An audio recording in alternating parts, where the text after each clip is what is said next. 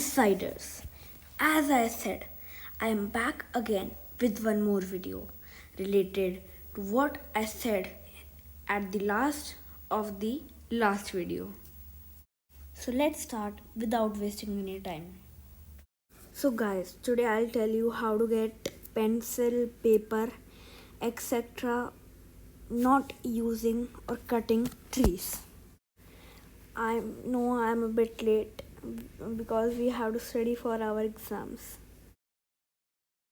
So as we all know, the pencil and paper etc. is made up of wood, and the machine you can see on the screen can make cow dung to a log or wood, and after few days we would able to see paper made up of cow dung.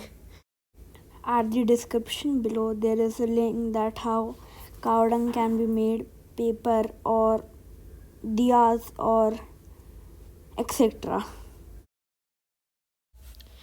If you like this video, please like it, share it and subscribe our channel. Take care. Bye bye. Have a Merry Christmas.